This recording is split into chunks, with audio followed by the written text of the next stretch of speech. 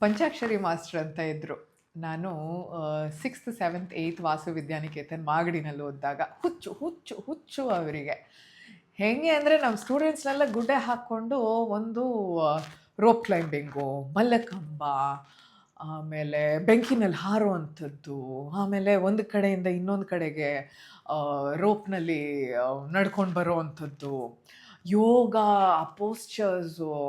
ಓ ಮೈ god! ಹುಚ್ಚು ಹುಚ್ಚು ಹುಚ್ಚು ಅವರಿಗೆ. ಆ ಹುಚ್ಚು ನನ್ನ ಜೀವನದಲ್ಲಿ ಕಿಚ್ಚಾಗಿ ನಾನು ಇವತ್ತಿನ ದಿನ ಇಷ್ಟು ಫಿಟ್ನೆಸ್ ಫ್ರೀಕು, ಇಷ್ಟು ಬೇರೆ ಬೇರೆ ರೀತಿಯ ಎಲ್ಲ forms of exercises or health and fitness ಏನೇ ಮಾಡ್ತಿದ್ದೀನೋ ನನಗನ್ಸುತ್ತೆ ಇದೆಲ್ಲ ಅವರ ಮೋಟಿವೇಶನ್ ಅಂತ. ಆ ಹುಚ್ಚು ನನ್ನಲ್ಲೂ ಕೂಡ ಇದೆ. ಸೈಕ್ಲಿಂಗ್ ಮಾಡ್ತೀನಿ, ಟ್ರೆಕ್ಕಿಂಗ್ ಹೋಗ್ತೀನಿ, ಯೋಗ, ಅಷ್ಟಾಂಗ ಯೋಗ ಪ್ರಾಕ್ಟೀಸ್ ಮಾಡೋದು ಅಂದರೆ ತಮಾಷೆ ವಿಷಯ ಅಲ್ಲ. ಅದನ್ನು ಮಾಡಿದೆ. ಮತ್ತು ರೆಗ್ಯುಲರ್ ಜಿಮ್ಗೆ ಹೋಗ್ತೀನಿ. ವೆಯ್ಟ್ಸ್ ಹಾಕ್ಕೊಂಡು ಮಾಡೋದು ಅಂದರೆ ಏನು ಕಿಕ್ಕು ಗೊತ್ತಾ ನನಗೆ. 4:15ಗೆ ಬೆಳಗ್ಗೆ ಎದ್ದು ಹೋಗ್ತೀನಿ, ಮಾಡ್ತೀನಿ. ಯಾಕಂದರೆ ಇದನ್ನು ನಾನು ಕಾಂಪ್ರಮೈಸ್ ಮಾಡೋಕ್ಕೆ ರೆಡಿ ಇಲ್ಲ.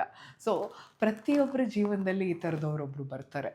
ಅದನ್ನು, ಆ ಸ್ಫೂರ್ತಿನ, ಆ ವ್ಯಕ್ತಿಯ ಗುಣಗಳನ್ನ ಅಳವಡಿಸ್ಕೊಂಡು ಜೀವನದಲ್ಲಿ ಮುಂದೆ ಹೋಗೋದು ಒಂದು ಆಪ್ಷನ್. ಅಯ್ಯೋ ಅವ್ರ ಪಾಡಿಗೆ ಅವ್ರು ಮಾಡಲಿ ಅಂತ ಅದನ್ನು ಬಿಟ್ಟು ಹೋಗೋವಂಥದ್ದು ಇನ್ನೊಂದು ಆಪ್ಷನ್. ಸೊ ಅವರ ಹೆಸರನ್ನು ನಾನು ಹೇಳಿ ಅವರಿಗೆ ನಮನ ತಿಳಿಸ್ತಾ ಇದ್ದೀನಿ ಈ ವಿಡಿಯೋ ಮೂಲಕ. ಅವರೆಲ್ಲೇ ಇದ್ದರೂ ದೇವರು ಅವ್ರನ್ನ ಚೆನ್ನಾಗಿಟ್ಟಿರಲಿ ಅಂತ. ನಿಮ್ಮ ಜೀವನದಲ್ಲಿ ಯಾರು ಈ ಥರದ ಇನ್ಸ್ಪಿರೇಷನ್ ಆಗಿದ್ದರು, ಹೇಗೆ ಅವರಿಂದ ನೀವು ಕಲಿತ್ರಿ ಅನ್ನೋದನ್ನು ದಯವಿಟ್ಟು ಅವ್ರನ್ನ ಟ್ಯಾಗ್ ಮಾಡಿ. ಇನ್ ಕೇಸ್ ಸೋಷಲ್ ಮೀಡಿಯಾನಲ್ಲಿ ಇದ್ದಾರೆ ಅಂದರೆ, ಇಲ್ದಿದ್ರೆ ಅವ್ರ ಹೆಸರು ಬರೀರಿ.